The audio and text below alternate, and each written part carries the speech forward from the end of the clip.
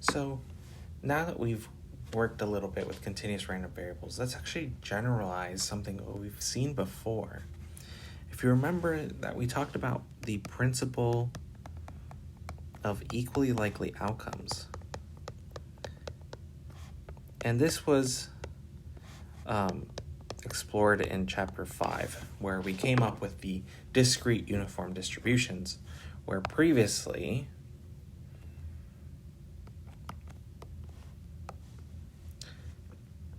we found that if x is a discrete random variable and we want it to have this principle where each outcome is equally likely, then we just write the probability mass function as 1 over n, for n being the number of outcomes. And that worked out nicely.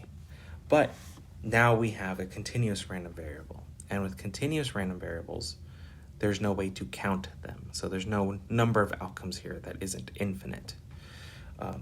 So we have to adjust. And the way that we want to think about this maybe is, let's say we have, some line of some length, right?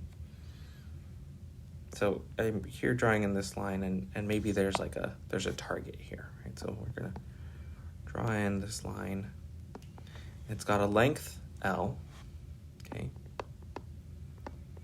And we're just throwing down darts at it, okay? So we're throwing down darts at it, and they're gonna land somewhere in here at random. Maybe we're throwing them from far above. But what we want is that every subinterval of this line segment, we want it to be equally likely for it to be hit if they have the same length. So, for instance, if this is separated up into centimeters, right? Like maybe this is the centimeter marks.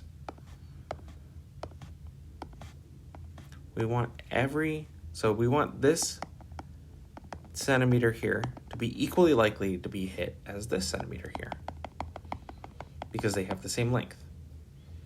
Okay, so now what we're representing then is not number of outcomes, but the length or the density of the outcomes. So importantly, we still want the area under the density curve that we draw out. So we have now x being a continuous random variable.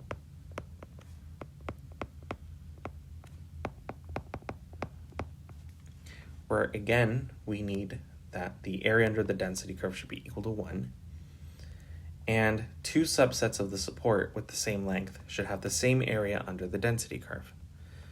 One way for that to happen then is then the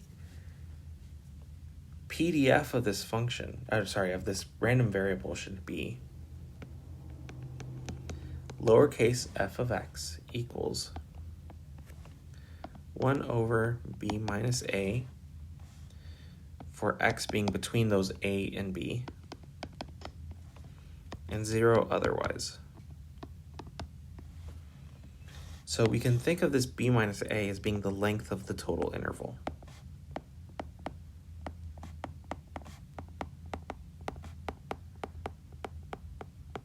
It's just some fixed interval. It could be, so maybe this dartboard is from 0 to 10, or 0 to 5, or 3 to 15, or whatever it may be. And the distribution graphs will always be the same. They'll always have the same characteristic shape of, in between a and b, whatever those two values may be, you'll have a flat top here, right, where it's function value, so the height is going to be 1 over b minus a.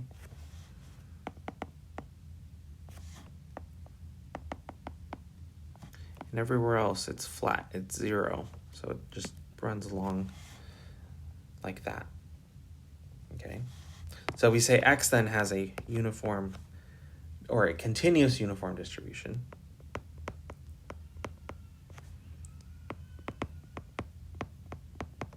With the two parameters a and b.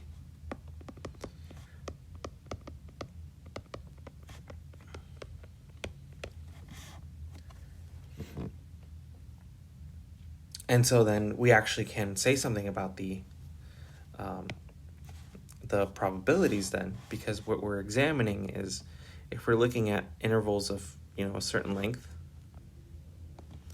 subintervals of a certain length underneath the density curve, they should have the same area, and that bears out. So we have these little rectangles of the same, if they have the same width, then they have the same height. And so their area is going to be, if we use the area formula for a rectangle, h times w, and they turn out to be the same. So just for the sake of clarity then, let's work with an example. So let's say x is a uniform random variable with the parameters -1 to 1, okay? So we can imagine this dartboard, it extends from -1 to 1. And so its PDF is going to be 1 over 1 minus -1. In other words, 1/2. If x is between -1 and 1. Including -1, but not including +1. And then 0 otherwise. Okay? And so we should imagine then that it looks like on the real line, it's got a height of 1/2 over this interval from -1 to 1. So notice then that the length of this whole box area is 2, and its height is 1/2. So when you multiply those, you'll get exactly equal to 1. So in general, the further apart your A and B are, the closer to 0 the further down your distribution graph is actually going to look, right? So then if we're interested in the probability that x is between 0 and 1/2, then we're just looking at between 0 and 1/2, what's the area underneath that? So that's the area under the PDF between x equals 0 and x equals 1/2. And that turns out to be, the height of the rectangle here, which is 1/2, times the length of so this is from 0 to 1/2, which is 1/2 minus 0, and that ends up being 1/4. So in other words, this is 1/4 of the total area. And so if we are landing darts in between -1 and 1 under this distribution, about 1/4 of the time we should expect that it should land between 0 and 1/2.